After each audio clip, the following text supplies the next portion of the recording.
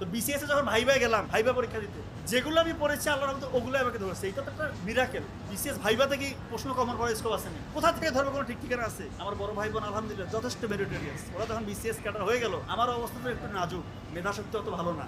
আমার মা শুধু দোয়া করে যে আল্লাহ এই দুই সন্তান তো বিসিএস ক্যাডার হয়ে গেছে, এ যদি না হয় এর মনের ভিতরে কি হতাশা কাজ করবে।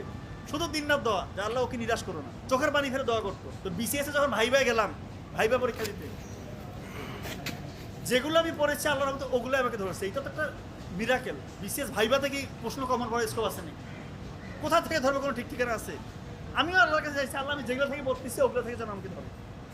সংবিধানটা আমি খুব ভালো পারতাম, সংবিধান থেকে আমাকে প্রশ্ন করতে হয় তো পটাপট উত্তর দিচ্ছি। ওরা তো বলতেছে রে বাবা রে কী ব্যাপার, সংবিধানের কোন উচ্ছেদে কী আছে না আছে একদম পটাপট বলে দিচ্ছি। বলতেছে বাবা তোমাকে যদি পোস্টিং দেই তুমি একটা খারাপ সিচুয়েশন হলে কীভাবে হ্যান্ডেল করবো? আমি তো তখনই বুঝে গেছি আমি চাকরি হয়ে গেছি।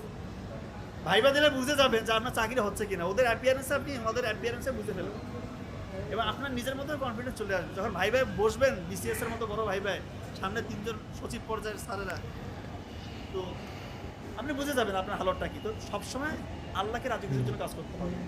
আমরা যে কোনো কাজ করতে গেলে সত্যি বলছি নফল নামাজ পড়ে এটা আমার মা শিখিয়ে দিত ছোটোবেলা থেকে। যে কোনো ছোটোখাটো বিপদ হোক, ছোটোখাটো পরীক্ষা হোক, কোনো প্রোগ্রাম হোক, যে কোনো ক্ষেত্রে আমাদের মা একটা কথা বলতো, নফল নামাজ পড়ে যাবো, সেজদায় যাও, সেজদায় গিয়ে আল্লাহকে বলে আল্লাহ সহজ করে দেবে। এবং এটা হচ্ছে আলহামদুলিল্লাহ।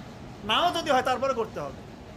এবং এটা প্র্যাকটিক্যাল। দেখেন গ্রামের মতো জায়গায় যেখানে মানে বিসিএস ক্যাডার হচ্ছে ওই সময় স্বপ্নের মতো, সেই জায়গা থেকে একই বাড়িতে তিন ভাই বোন তিনজনে বিসিএস ক্যাডার। এটা আমি কিন্তু আত্মপ্রচারণা করতেছি না, দয়া করে এটা ওইভাবে নেবেন না।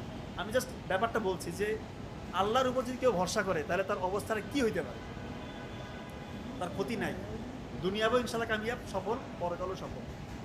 আমার মা আমাদেরকে এটা শিখাইছে এবং সৎ থাকতে হবে। সত্যি বলছি, আমি এটা গর্ব করে বলতে পারি আমরা ইনশাল্লাহ অনেস্ট।